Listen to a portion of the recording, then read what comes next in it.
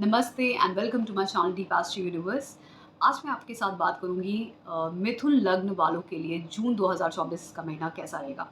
मिथुन लग्न वालों की बात करूं तो मैं आपको ये बता दूं कि अ, ये महीना काफ़ी ज़्यादा, जून का महीना काफ़ी ज़्यादा बेहतर है काफ़ी सारे लग्नों के लिए, क्योंकि नए बदलाव हो रहे हैं। मई से आप बहुत सारे बदलाव बहुत लग्न राशि वाले अपने जीवन में होते हुए देखेंगे। लेकिन ये सारे चेंजेस आप तभी फ़ील करते हो जब आपकी महादशा अंतर-प्रत्यंतर भी उसको ट्रिगर कर रही हो, उसको इंडिकेट कर रही हो। तो सबसे इम्पोर्टेंट वही होती है महादशा अंतर-प्रत्यंतर। फिर जो बड़े ग्रह होते हैं, शनि ग्रह, बृहस्पति ग्रह, राहु, केतु, इनका जो ट्रांज़िट होता है वो बहुत इम्पोर्टेंट होता है, क्योंकि वो ट्रिगर करते हैं आपके लाइफ़ में कौन-सा इवेंट होने वाला है। जब भी जीव कारक ग्रह बृहस्पति जैसा जब भी हर एक राशि में ट्रांजिट करता है, तो वो मैंने जैसे बोला जीव कारक, तो जीव कौन है? आप हो। तो आपका ध्यान उन एरियाज़ पे कहीं न कहीं केंद्रित हो जाता है। आप कहीं न कहीं उन्हीं चीज़ों पे ध्यान देने लगो। अब जैसे वृषभ राशि में जाएगा, तो जीव जो है, सारे ही दुनिया के जितने भी जीव हैं, फ़िलहाल इस वक़्त अपने फैमिली पे और पैसों पे और खाने पे, इन्हीं पे ध्यान देने वाले हैं। और जिन-जिन राशियों पे दृष्टि पड़ने वाली है, जैसे कन्या राशि पे, तो कन्या राशि छठे भाव की है। आप अपने रोगों पे ध्यान दीजिएगा, हेल्थ पे ध्यान दीजिएगा। अपने जो लोग लोन, रेंट, फाइट, लिटिगेशन में हैं या डेली रूटीन वर्क लाइफ में हैं, ये सारी चीज़ों पे ध्यान दीजिएगा, ठीक है?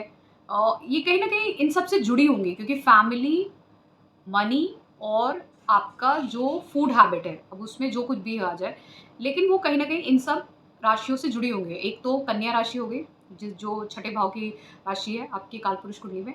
फिर हो गई अष्टम भाव की जो राशि है, वो है वृश्चिक राशि। उससे जुड़े हुए अचानक से बदलाव हो सकते हैं बहुत सारे। बहुत सारी चीज़ें, नहीं तो वो इन-लॉज़ को भी डिनोट करता है, आपके इनहेरिटेंस को भी डिनोट करता है, जॉइंट इनकम को भी डिनोट करता है।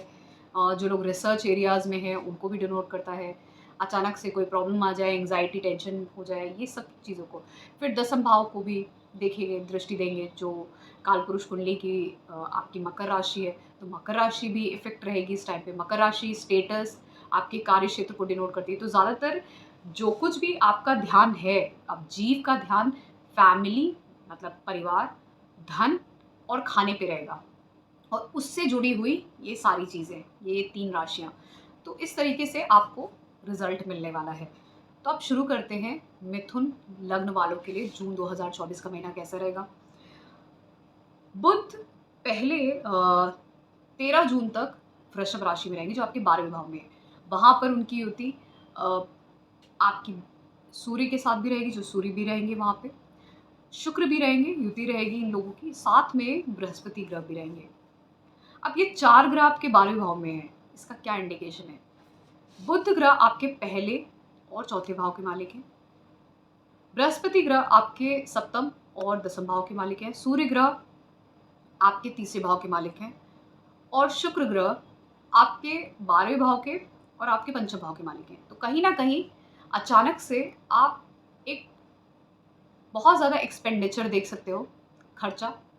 लेकिन वो खर्चा अच्छा ही होगा, आप अपने कम्फर्ट्स के लिए खर्च कर सकते हो, अपनी खुशियों के लिए, अपने स्किल्स डेवलप करने के लिए, अपने करियर में बदलाव हो सकता है, करियर में हो सकता है ट्रैवल करो बहुत ज़्यादा, कहीं घूमने-फिरने जाओ अचानक से। एक्सपेंडिचर, कम्फर्ट्स पे खर्च करना, अपने स्किल्स को डेवलप करना, क्रिएटिव चीज़ों में कुछ खर्च करने के लिए। तो ये सारी चीज़ें कर सकते हो। ये इंडिकेशन बहुत ही पॉज़िटिव इंडिकेशन है। हाँ, आपको ये भी हो सकता है कि आपको कोई मल्टीनेशनल कंपनी में अपॉर्च्युनिटी मिल गई, क्योंकि द दसम भाव का भी मालिक जा रहा है 12वें भाव में। तो ये युति काफ़ी अच्छी युति है। अनटिल एंड अनलेस आपकी महादशा बहुत खराब है, तो फिर रिज़ल्ट नहीं मिल रहे हैं। लेकिन मैं ये बोल सकती हूँ गारंटी से, महादशा कितनी भी खराब हो, लेकिन क्योंकि ये ट्रांज़िट्स जो हैं जून के, वो बहुत अच्छे हैं, तो वो रिज़ल्ट जो है वो एवरेज हो जाएगा। चाहे आपकी महादशा खराब होने के साथ-साथ साढ़े साती भी है, सब कुछ टाइम पीरियड एकदम खराब है, लेकिन जो ट्रांज़िट्स हो रहे हैं वो इतने अच्छे हैं कि आपका वो एवरेज हो जाएगा रिज़ल्ट। और जिनकी अच्छी महादशा है, साढ़े साती भी नहीं है, तो ये आप मान के चलिए आपको बहुत अच्छा रिज़ल्ट मिलने वाला है। फिर अब बात करते हैं यही बुध ग्रह जो आपके लग्न के स्वामी हैं, ये 14 जून को आपके लग्न में चले जाएँगे, वहाँ पे शुक्र भी आएँगे। फिर 12 जून को वहाँ पे और सूर्य भी आ जाएँगे 15 जून से। तो ये युति फिर से होगी आपके लग्न में। अब लग्न का स्वामी जब लग्न में होता है तो कहीं न कहीं ये बहुत ही स्ट्रॉन्ग इंडिकेशन है कि आपकी हेल्थ जून में सही रहने वाली है। आप कहीं न कहीं फिट रहोगे, हेल्दी रहोगे। जो एक्सपेंडिचर हो सकता है वो आपका अ, पहले 14 जून से पहले तक हो सकता है थोड़ा बहुत हेल्थ को लेके। लेकिन क्योंकि मंगल भी अपनी ही राशि मेष राशि में 11वें भाव में रहेंगे और दूसरी राशि उनकी वृश्चिक राशि है, तो कहीं न कहीं अ, वृश्चिक राशि से ये छठे भाव में रहेंगे तो हो सकता है, लेकिन बहुत स्ट्रॉन्ग है, हो सकता है 14 जून के पहले तक छोटी-मोटी कोई हो सकता है कोई बीमारी हो जाए या कोई कट हो जाए, मंगल चोट का या कट का इस सब चीज़ों का कारक होता है, तो हो सकता है कोई छोटा-सा एक्सीडेंट हो गया, कट लग गया या बर्न हो गया इस तरीके से या ज़रा-सी स्लिप हुआ तो स्प्रेन हो गया, मोच आ गई, इस तरीके की चीज़ें हो सकती हैं, लेकिन उससे ज़्यादा नहीं, क्योंकि आपका लग्न का स्वामी बहुत स्ट्रॉन्गली 14 जून के बाद आपके लग्न में होगा, उसकी युति शुक्र और सूर्य के साथ होगी। तो इससे अच्छा कुछ भी नहीं हो सकता और मंगल भी अपनी ही राशि में है, तो ये कोई बहुत स्ट्रॉन्ग इंडिकेशन हेल्थ इश्यू को लेके नहीं बता रहा है। इसी तरीके से अगर मैं राहु केतु की बात करूँ, राहु केतु जब भी कहीं किसी भी घर में ट्रांजिट करते हैं, राहु ग्रह आपके दसम भाव में ट्रांजिट कर रहे हैं। दसम भाव में जब भी राहु ग्रह होते हैं, जब भी अगर मैं किसी की कुंडली की बात करूँ कि आपकी D1 चार्ट में है, लग्न चार्ट में ये प्लेस्ड है इस तरीके से, राहु दसम भाव में, केतु चौथे भाव में, तो राहु 10 में दुनिया बस में। राहु जब भी दसम भाव में ट्रांजिट करते हैं तो वो दसम भाव से जुड़े हुए बदलाव आपके जीवन में ज़रूर देते हैं। आप हो सकता है आपका कार्य क्षेत्र बदल जाए, कार्य क्षेत्र में बहुत सारे आपके ट्रांसफ़र हो जाएँ या आपकी पदोन्नति हो जाए, ये सब तरीके की चीज़ें दिखाता है राहु। और जो केतु है वो चौथे भाव में बैठ के कहीं न कहीं आपके घर में बदलाव देता है, आपका घर बदल सकता है या आप घर में ही जिस घर में हैं वहीं पे ही हो सकता है आपके कुछ ट्रांसफ़ॉर्मेशंस हों। आप खुद कुछ उसको रेनोवेट कराएँ, इस तरीके की चीज़ें होती हैं। तो ये राहु केतु का प्रभाव दिखेगा आपको। मैंने शनि ग्रह की बात की। अगर मैं शनि ग्रह की बात करूँ तो शनि ग्रह आपके नवम भाव में, अष्टम भाव का मालिक नवम भाव में अपने ही स्थान में कालपुरुष कुंडली में जो कुंभ राशि वो 11वें घर की राशि है और ये मूल त्रिकोण राशि भी है। तो इससे अच्छा नहीं हो सकता। आपका भाग्य फिलहाल आपका साथ दे रहा है। थोड़े बहुत ट्रबल्स आ सकते हैं क्योंकि अष्टम भाव का भी मालिक है। थोड़े बहुत बदलाव, थोड़े बहुत ट्रांसफ़ॉर्मेशन, थोड़े बहुत परेशानियाँ भी आएँगी, लेकिन भाग्य आपके साथ है। आपको डेली ट्रैवल करने का भी योग बना हुआ है। आपके डेली के short distance travel, long distance travel, ये सारी चीज़ें दिख रही हैं। लेकिन 14 जून के पहले तक कहीं न कहीं आपको एक बड़ी पदोन्नति भी हो सकती है। आपकी साथ में आपका बहुत बड़ा ट्रैवल भी हो सकता है।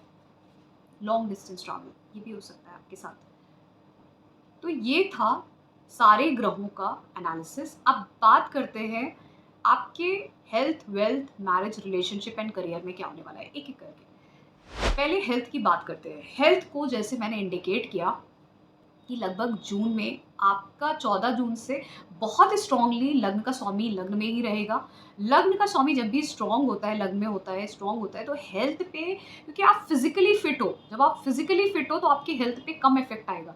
14 जून के पहले तक आपका जो लग्न का स्वामी है वो 12वें भाव में रहेंगे और मंगल जो छठे घर के मालिक हैं वो अपने ही मेष राशि में रहेंगे, लेकिन 6 घर छोड़ के रहेंगे, छठे भाव से 6 घर छोड़। तो ये इंडिकेट कर सकता है कि हो सकता है आपको कोई कट या बर्न, कोई अचानक से कोई एक्सीडेंट हो गया, मतलब कोई कट, बर्न, स्लिप हो गया कोई, क्योंकि जो मंगल की जो ऊर्जा है वो इस तरीके के स्प्रेन देना, मोच आ जाना, ये सब चीज़ें ज़्यादा देता है रादर देन कि कोई बीमार पड़ गया, उसको हेडेक हो गया या कोई किसी को कोल्ड या कफ हो गया, ये थोड़ा कम देता है।